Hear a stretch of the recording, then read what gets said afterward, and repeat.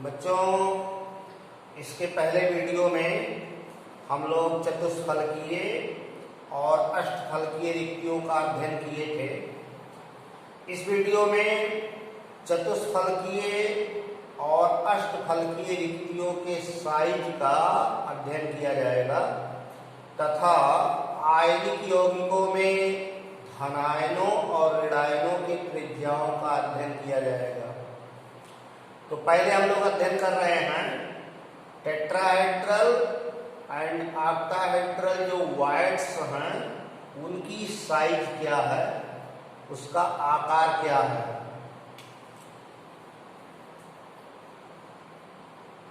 Size of tetrahedral and octahedral wides,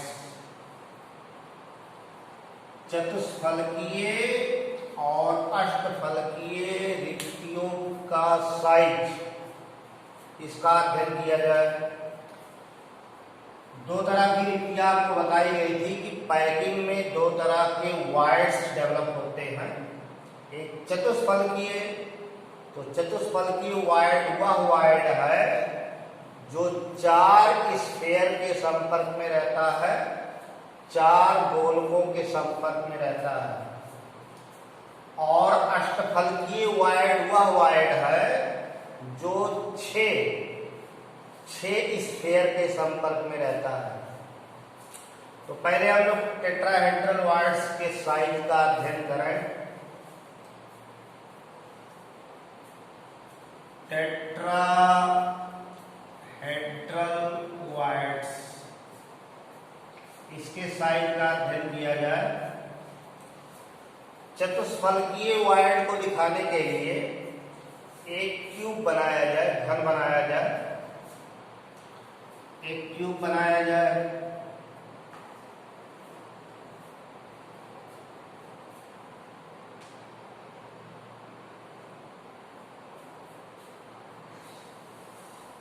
यह एक cubicle structure है, घनाकार संरचना है। अब इस घन के 8 कॉर्नर हैं, 8 कोने हैं। तो इनके अल्टरनेट एकांतर कॉर्नर पर स्फीयर को व्यवस्थित किया जाए तो बीच में चतुष्फलकीय रिक्ति आपको दिखेगी। तो दिखाने के लिए यहाँ स्फीयर दिखा दिया जाए और इस डायगन को यहाँ मिला दिया जाए। अब एक स्फीयर यहाँ है तो इसको छोड़ करके एक स्फीयर यहाँ दिखा दीजिए, फिर इसको छोड़ करके एक स्फीयर यहाँ दिखा दीजिए, फिर इसको छोड़ करके एक स्फीयर यहाँ दिखा दीजिए।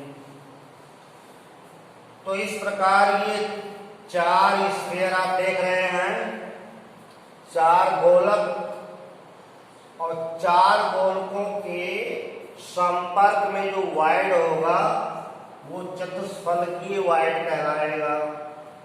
तो चतुष्फलकीय वाइड यहां बनता है। ये टेट्राहेड्रल वाइड है। जो स्फीयर दिखाए गए हैं, रेडियस ऑफ स्फीयर, गोलक की त्रिज्या कैपिटल R ली जाए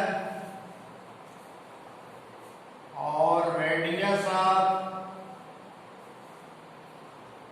टेट्राहेड्रल वाइड, ये स्मॉल R लिया जाए।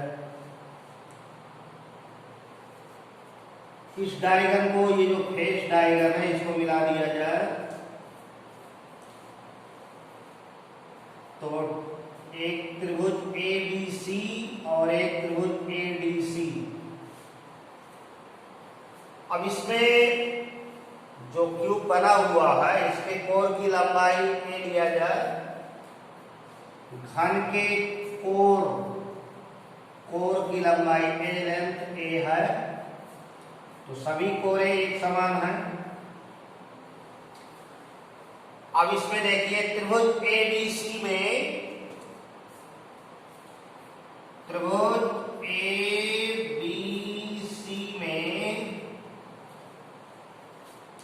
AC square equal to AB square plus BC square. ABC समकोण त्रिभुज है, ये विकर्ण है, ये दोनों शेष भुजाएं हैं। तो AB BC ये सभी A रहेंगे, ये भी कोरा है, ये भी कोरा है। तो A square plus A square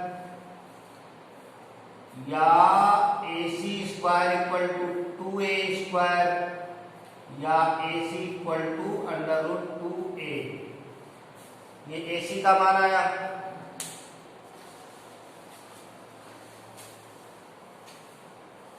इसी तरह त्रिभुज ADC में चलिए, त्रिभुज ADC में AD square equal to AC square और प्लस CD स्क्वायर। तो AC स्क्वायर का मान ये है 2A स्क्वायर और CD ये A स्क्वायर हो जाएगा, this is equal to 3A square या AD equal to under root 3A। ये AD का मान आया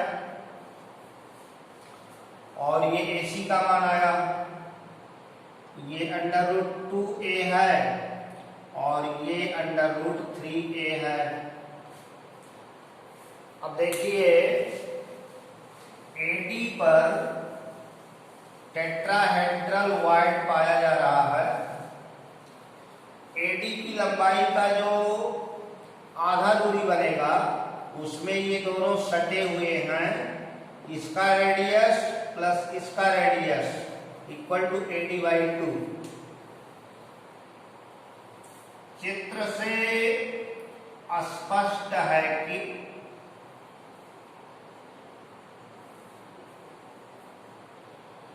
देखिए ये जो स्फीयर है इसकी रेडियस त्रिज्या कैपिटल R मानी गई है और वाइड की त्रिज्या स्मॉल r मानी गई है। ये दोनों सटे हैं, चित्र में आपको दूर दिख रहे हैं लेकिन ये सटे हैं।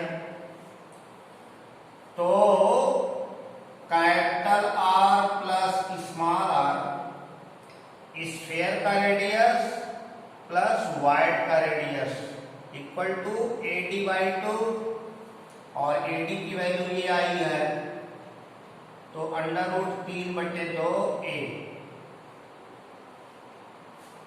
ये AD वाला हो गया और AC पर ये दोनों स्फीयर सटे हैं तथा AC इक्वल टू 2R और ये जो अंडर रूट 2A लाया गया है या 2R equal to under root 2A या capital R equal to under root 2/2A। अब समीकरण 1 को समीकरण 2 से भाग दे दीजिए तो आपको वाइड का रेडियस मिल जाएगा। वाइड की जो साइज है वो स्फीयर के साइज की कितनी गुनी है ये ज्ञात हो जाएगा। तो समीकरण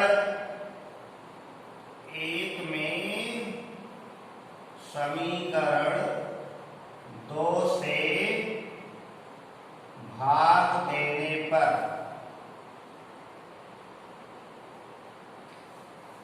इसमें इससे भाग दे दीजिए तो capital R plus small r बटे capital R this is equal to under root 3A बटे 2 बटे अंडर रूट 2A बटे 2, एक कट गया, दो कट गया,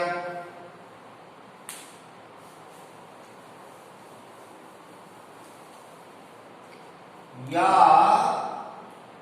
capital R plus small are बटे कैपिटल आर इक्वल टू √3 बटे √2, या इसको अलग कर दीजिए, कैपिटल आर बटे कैपिटल आर तो 1 हो जाएगा और स्मॉल आर बटे कैपिटल आर। √3 का मान 1.732 और √2 का मान 1.414, ये बराबर आएगा 1.225 1 प्लस स्मॉल आर बटे कैपिटल आर। अब एक को इधर ले आओ, या स्मॉल आर बटे capital R equal to 1.225 minus 1, या स्मॉल आर बटे कैपिटल आर इक्वल टू 0.225, या small R equal to 0.225 capital R. तो जो स्फीयर है जिससे क्लोज पैकिंग की गई है उसके त्रिज्या का 0.225 गुना चतुष्फलकीय वॉइड की त्रिज्या होगी। तो अगर कोई आयन है या कोई परमाणु है जिसकी त्रिज्या गोलक की त्रिज्या की 0.225 गुनी है, वो उस चतुष्फलकीय रिक्ति में बैठ जाएगा, चतुष्फलकीय रिक्ति में आ जाएगा। तो किसी परमाणु को चतुष्फलकीय रिक्ति में आने के लिए उसकी जो त्रिज्या है वो गोलक की त्रिज्या की 0.225 गुनी होनी चाहिए। तो ये टेट्राहेड्रल वॉइड की त्रिज्या स्फीयर की त्रिज्या की कितनी गुनी है? Radius of tetrahedral void equal to 0.225 into capital R, मतलब रेडियस ऑफ स्फीयर, जिन गोलकों से ठोस की रचना हुई है। इसी प्रकार अष्टफलकीय वॉइड के लिए, अष्टफलकीय रिक्ति के लिए गणना किया जाए।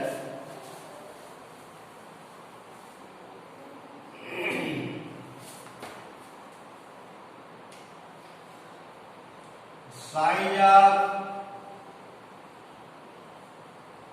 ऑक्टाहेड्रल वॉइड्स, अष्टफलकीय वॉइड की साइज, इसकी गणना करने के लिए 2 डायमेंशन में 4 स्फीयर ऐसे सटा कर दिखाते हैं।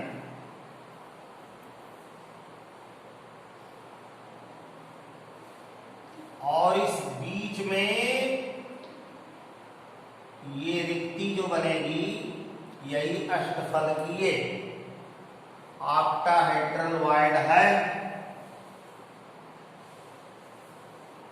इसको मिला दिया जाए, एक वर्ग जैसी, स्क्वायर जैसी स्ट्रक्चर बन गई। अब ABC,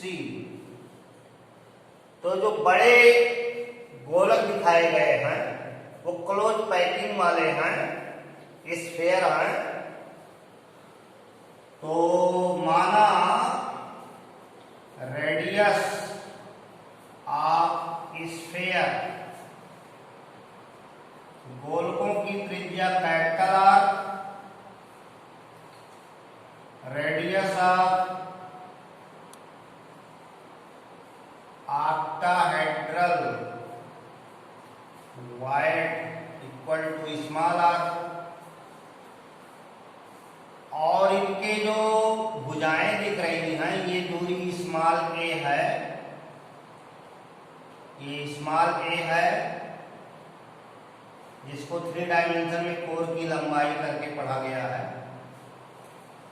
अब इसमें आप त्रिभुज ABC में कंसीडर करो, त्रिभुज ABC में AC square equal to AB square plus BC square, AB BC ये सब A हैं, तो A square plus A square, AC square equal to या AC equal to under root 2A, और AC पर देखा जाए तो ये स्फेयर का रेडियस है और पूरा जो वाइड है उसका डायमीटर आ जाएगा, तथा AC equal to 2 into capital R plus small r।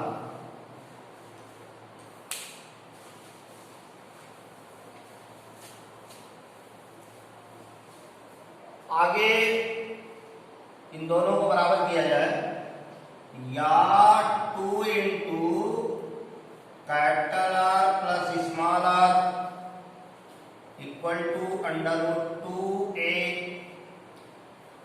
या capital R plus small r equal to under root 2A by 2, या और सरल कर दिया जाए तो capital R plus small r equal to A by root 2 हो जाएगा। अभी जो स्ट्रक्चर बनाया गया था उसमें आपने देखा कि स्फेयर ऐसे सटे हुए हैं, स्फेयर ऐसे सटे हुए हैं, यहां वाइड है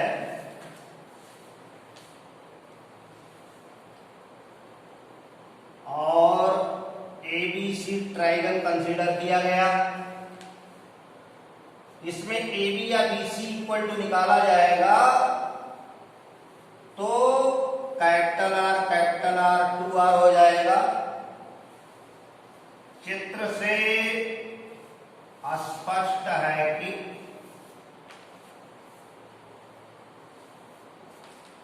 AB इक्वल टू 2R तथा AB equal to small a भी है, तथा AB इक्वल टू A या 2R इक्वल टू A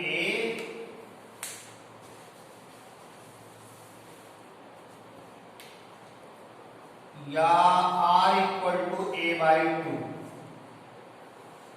अब कैपिटल R से समीकरण 1 में भाग दे दिया जाए,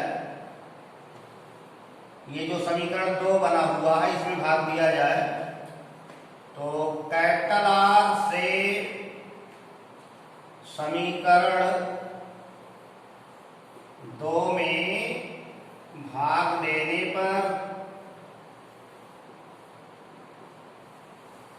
यहां डिवाइड करिए, capital R plus small r बटे capital R equal to A by करड़ी में 2 बटे A बटे 2, A कट गया,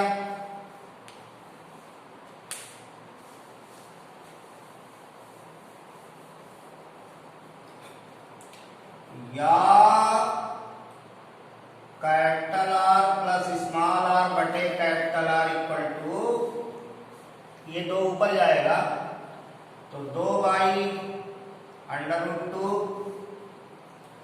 अब इसको कैंसिल करिए तो इसको इससे काट दीजिए, अंडर रूट 2 आ जाएगा, या 1 प्लस स्मॉल r बटे कैपिटल R इक्वल टू 2 का वर्गमूल है 1.414, या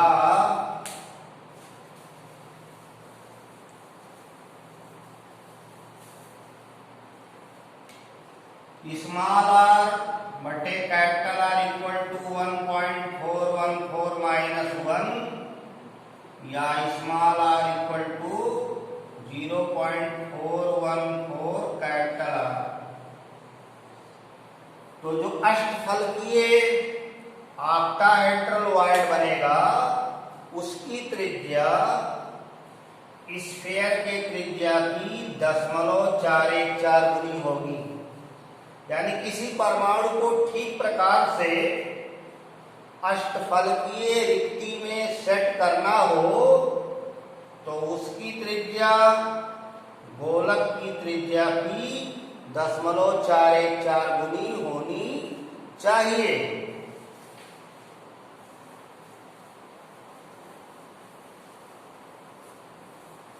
अब आपको हम बताते हैं आयनिक पदार्थों में जो रेडियस रेशियो है, रेडियस रेशियो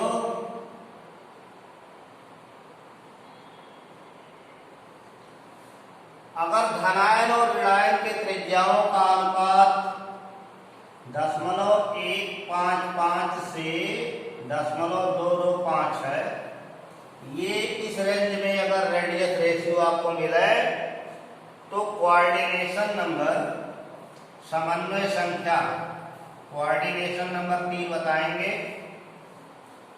और स्ट्रक्चरल अरेंजमेंट, संरचना क्या बनेगी? तो ट्राइगोनल प्लेनर बनेगा, त्रिकोणीय समतली संरचना बनेगी। और इस संरचना का जो अगुआ सदस्य है वो बोरिक ऑक्साइड है, B2O3 है। इस संरचना को B2O3 टाइप संरचना कहा जाएगा। तो धनायन और ऋणायन की त्रिज्याओं का अनुपात 0.155 से 0.225 है। तो कोऑर्डिनेशन नंबर 3 और स्ट्रक्चरल अरेंजमेंट ट्राइगोनल प्लेनर, और जो स्ट्रक्चरल टाइप होगा वो B2O3 होगी, बोरिक ऑक्साइड होगी। 0.225 से 0.414 अगर किसी आयनिक यौगिक में धनायन और ऋणायन के त्रिज्याओं का अनुपात 0.225 से 0.414 के रेंज में पाया जा रहा है तो कोऑर्डिनेशन नंबर 4 होगा, समन्वय संख्या 4 होगी। इसमें जो स्ट्रक्चरल अरेंजमेंट है वो टेट्राहेड्रल चतुष्फलकीय व्यवस्था होगी। कोऑर्डिनेशन नंबर 4 में चतुष्फलकीय व्यवस्था होगी। और इसका जो टाइप है वो जिंक सल्फाइड टाइप, जो साल्ट बनेंगे उनको जिंक सल्फाइड टाइप अरेंजमेंट कहा जाएगा। अगला रेशियो है 0.414 से 0.732। अगर किसी आयनिक यौगिक में धनायनों और ऋणायनों के त्रिज्याओं का अनुपात 0.414 से 0.732 का रेंज मिल रहा है तो समन्वय संख्या 6 बताएंगे, कोऑर्डिनेशन नंबर 6 बताएंगे। स्ट्रक्चरल अरेंजमेंट जो होगा, संरचनात्मक व्यवस्था जो होगी वो ऑक्टाहेड्रल होगी, अष्टफलकीय होगी। और ऐसे जो क्रिस्टल होंगे आयनिक यौगिक वो NaCl type, rock salt type कहलाएंगे। अगली व्यवस्था है 0.732 से 1 तक। अगर धनायन और ऋणायन के त्रिज्याओं का अनुपात 0.732 से 1.0 तक आता है तो कोऑर्डिनेशन नंबर 8 बताएंगे। स्ट्रक्चरल अरेंजमेंट क्यूबिक होगा, घनाकार होगा और salt type, cerium chloride type. ये महत्वपूर्ण चार्ट है। अगर धनायन और ऋणायन की त्रिज्याएं दी गई हैं तो आप अनुपात निकालकर इस चार्ट से मिलाकर उसका कोऑर्डिनेशन नंबर, उसका स्ट्रक्चरल अरेंजमेंट और किस स्ट्रक्चर का टाइप है, उसका स्ट्रक्चरल टाइप क्या है, इतनी बातें बता सकते हैं। बच्चों, इस वीडियो में हम लोग इतना अध्ययन किए, शेष अगले वीडियो में अध्ययन किया जाएगा। धन्यवाद।